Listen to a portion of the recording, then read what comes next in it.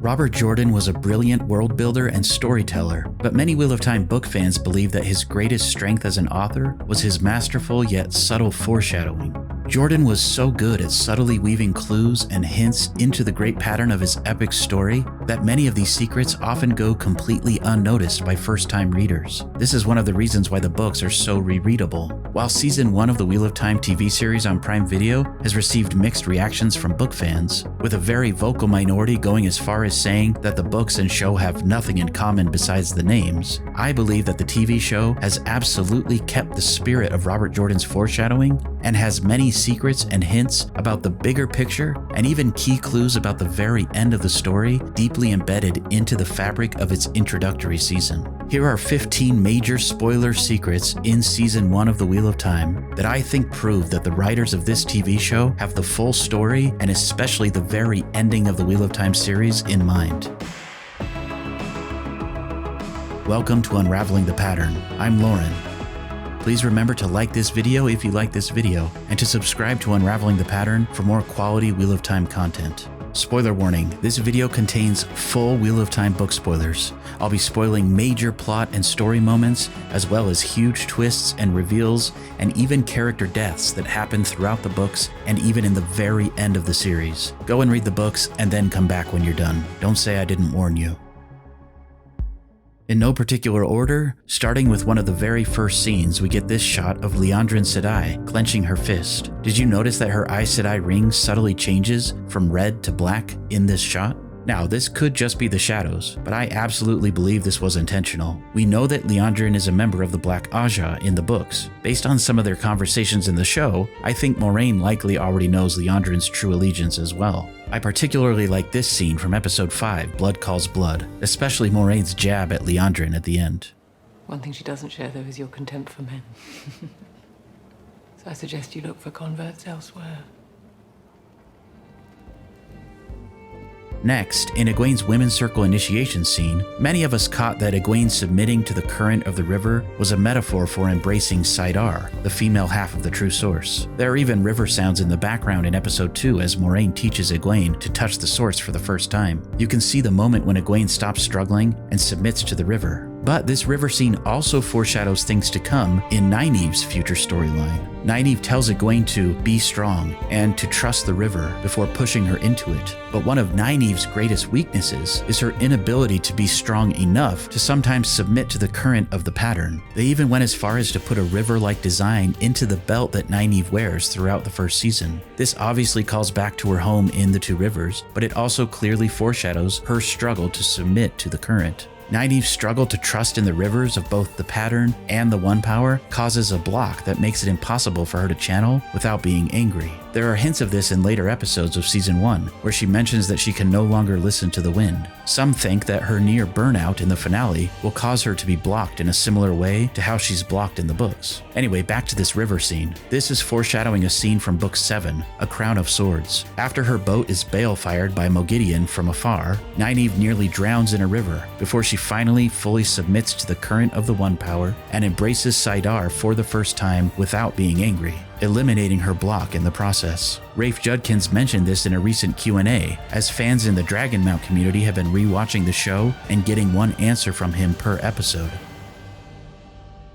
This is a pretty obvious one, but there are many clues that Egwene will one day become the Amyrlin Seat. Even little things like the different colored threads in her Two Rivers clothing and the faded colors on her dress during her initiation scene. It's especially obvious, and probably a bit too on the nose, in this deleted pool scene where she's covered in paint that matches the color of the 7 Ajas. Perhaps the overt foreshadowing is one of the reasons why this scene was cut. Later, Egwene recovers the rings of different Ajas from the White Cloaks and returns them to the White Tower, which is foreshadowing her reuniting of the Tower and purging of the Black Aja. My favorite foreshadowing moment related to her future role is when she's introduced to the Hall of the Tower and the actual Amyrlin Seat for the first time in episode 6, The Flame of Tar Valon. Just seeing her looking at the seat made me so excited for her story arc. Back to the pilot episode. When we're first introduced to Rand and his father Tam Althor, there's this quick blink-and-you-miss-it moment after they're startled by some falling rocks on the empty road outside of the Two Rivers village, where Rand bends down to clear the rubble off the road. To me, this is a subtle reminder of what Rand is tasked with later in the books when it comes to dealing with the weakening seals on the Dark One's prison. But more than that, this is a metaphor for Rand's responsibility as the Dragon Reborn to clear the rubble of the past and build the world anew. In Book 6, Lord of Chaos, as Rand struggles to understand his destiny, he recruits a brilliant but eccentric history and philosophy student named Herod Fell to help him unravel the complexities of the prophecies of the dragon. Rand asks Herod Fell if he can think of any reason to break the seals. Fell is shaken by the thought, but later he seems to find an answer to Rand's question. Unfortunately, Herod Fell is murdered by a golem before he can reveal his discovery to Rand. Fortunately, Fell had previously left a note that Min keeps with her for the remainder of the series. The note says, "Belief and order give strength. Have to clear rubble before you can build. Will explain when see you next. Do not bring girl. Too pretty. Fell." This eventually leads to Rand's plan to first break the seals on the Dark One's prison before attempting to then fully and properly rebuild the prison. In Towers of Midnight, Rand tells Egwene, who's the Amyrlin Seat and the Watcher of the Seals at that point, his plan to break the seals, which leads to a major final disagreement between the two characters. Moraine's return from the Tower of Genji and A Memory of Light is what finally causes Egwene and Rand to come to an understanding, if not a full agreement, and leads to the signing of the Dragon's Peace. Eventually, Egwene Alvir, the Amyrlin Seat, the Watcher of the Seals, and the Flame of Tar-Valon, gives her life for Rand's cause. Her final words before dying are to command Leolwyn to break the seals at the right moment. How fitting that Egwene finishes what Rand started by clearing the rubble left behind so that others can walk safely on the roads of the next age. I'll talk more about foreshadowing of Egwene's death in a bit, but one more thing about this subtle scene of Rand and the rocks. The very first epigraph in the first Wheel of Time book, which also happens to be the epigraph in the last Wheel of Time book, says, "And the shadow fell upon the land, and the world was riven stone from stone. All was shattered, and all but memory lost, and one memory above all others, of him who brought the shadow and the breaking of the world, and him they named Dragon." Rand's whole purpose in the series is to try and undo what his past incarnation did. Lews Therin, in his arrogance, and the people of the Age of Legends brought the shadow and broke the world, causing centuries of digression and pain. Rand had an opportunity to clear the rubble of the past, and he was able to do it, first when he cleansed Saidin, and again with Egwene's and Leolwyn's and everyone else's help, by finally understanding that it was about all of them, clearing the rubble of their own past mistakes and forging a new future for not only future generations, but for themselves as well, when they are once again churned back out into the world by the Wheel of Time.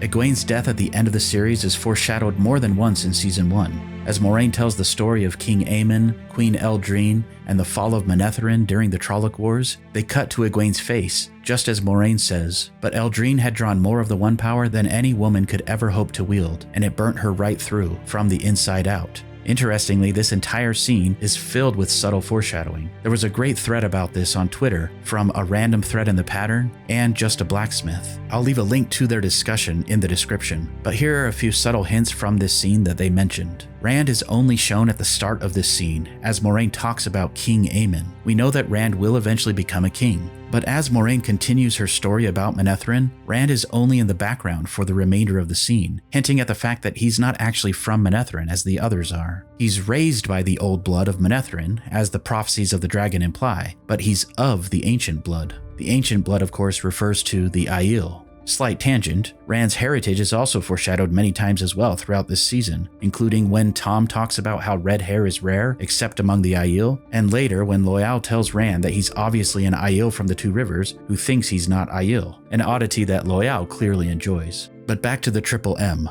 Moraine's Manetheren monologue. Perrin is shown as Moraine talks about how the children of Manetheren were saved. This foreshadows Perrin's return to Emond's Field and his eventual battle with the Trollocs, as well as his skirmishes with the Children of the Light. I have a theory that when Perrin returns, he'll encourage the villagers to rebuild, and he'll share this story with them, which might cause them to name their part of the Two Rivers Aemond's or Emond's Field in remembrance of their history. Also, it hasn't been confirmed, and this is obviously different from the books, but I think that perhaps Layla, Perrin's wife in the show, was pregnant or was having trouble getting pregnant. This could also be why Perrin is shown when the children of Manetheren are mentioned. This is kind of another bonus foreshadowing or tangent, but I think that Perrin's involvement with the death of Layla is a major foreshadowing for why he's so fiercely protective and loyal to Aiel later in the books. Back to the Triple M. Mat is shown just before Moiraine mentions that the Old Blood is deep within them. Mat will eventually go on to speak the Old Tongue and share the memories of many people from the past. He'll even remember meeting prominent historical figures like Arthur Hawkwing, which is a huge part of his Shan-Chan connection. Back to Egwene's sacrifice. Just before Egwene dies in A Memory of Light, she remembers what Perrin told her about balefire. It's just a weave. As you may recall, balefire is a weave that burns away the threads of the pattern back in time, in such a way that the very fabric of reality is threatened. If too much balefire is used, the entire pattern can unravel, and the universe could cease to exist. Egwene realizes that everything has its opposite, saidar and saidin, light and shadow, good and evil. She then uses a very special weave that's a sort of antithesis to balefire. It solidifies or heals the pattern in a way, undoing the damage caused by the balefire. Fittingly, the weave is called the Flame of Tar Valon. She eventually draws in so much of the One Power that, just like Luce Theron of old, she doesn't just get burned out, but she literally is killed by overuse of the One Power, and her spirit rides a wave of light as she separates from her body. As already discussed, the story of Queen Eldrine is a direct parallel to Egwene's eventual death. However, another hint at Egwene's fate comes from the ending of Season 1. In one of the more controversial scenes of the show, Egwene somehow manages to heal Nynaeve from near burnout and bring her back from the brink of death after the destruction of the Trolloc army outside of Faldara. I talked more about this scene in my episode 8 breakdown and what worked and what didn't, but something that was suggested to me in the comments of that video was that the Wheel of Time writers might have had Egwene's death in mind when writing this scene. Egwene isn't supposed to be a good healer, that's Nynaeve's strength, but perhaps this weave that Egwene used is a sort of first try at what will hopefully later become the Flame of Tar Valon weave that negates the effects of balefire.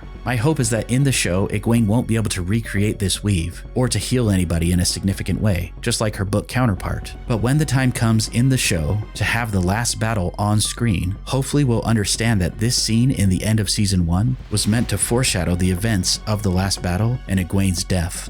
Speaking of the last battle, this is a small thing, but I love the visual parallel between Dana the Darkfriend's blood on the rocks and the prophecy of the dragon, that his blood will spill on the rocks at Shaiol Ghul. This happens as Rand's wound literally bleeds on the rocks before he enters the cavern and faces the Dark One in A Memory of Light for the last battle.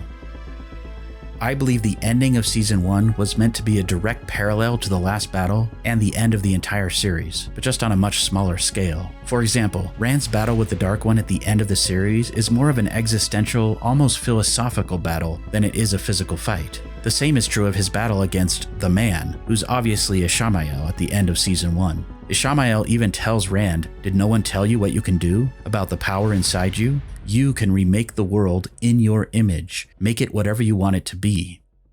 During their existential battle at the end of the books, the Dark One and Rand take turns weaving the pattern in a sort of mirror world or simulation as a sort of battle of wills. I know that not everyone believes this, but I believe that Rand's ability to manipulate the pattern in this unique way is related to how he manages to light the pipe at the very end of the books, which is one of the biggest unanswered mysteries of the entire series.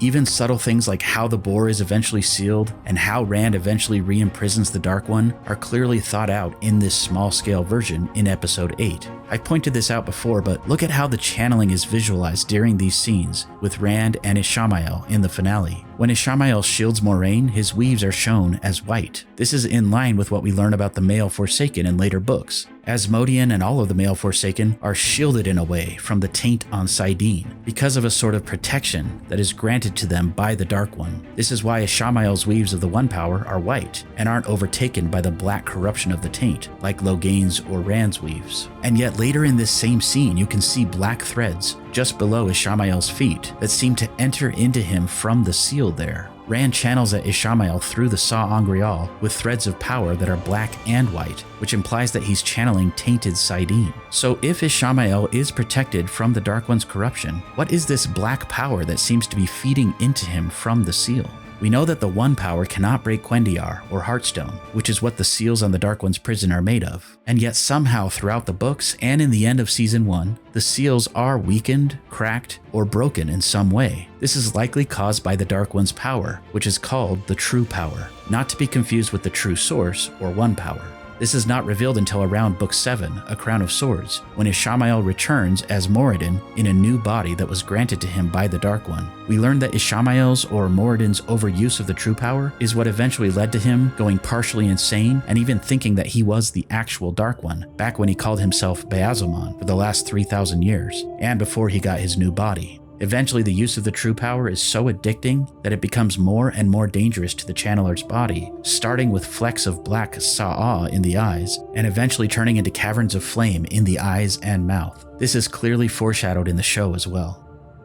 So, what does all this have to do with the ending of the series? Through a strange balefire glitch that happened between Rand and Moradin in A Crown of Swords, where they accidentally crossed the streams, the two enemies become linked in some way. This ends up granting Rand access to the True Power, or the Dark One's power, through Moradin. Rand uses that power for the first time against Semirog, after she collars him and nearly forces him to kill Min. He uses the Dark One's power again at the boar during the last battle, as a sort of buffer or protection against the Dark One, so that he can properly weave both Saidin and Saidar with the help of Moraine and Nynaeve through Kalendor, as well as the True Power with the help of his connection to Moradin, to fully close the boar without accidentally coming in direct contact with the Dark One and tainting the One power again.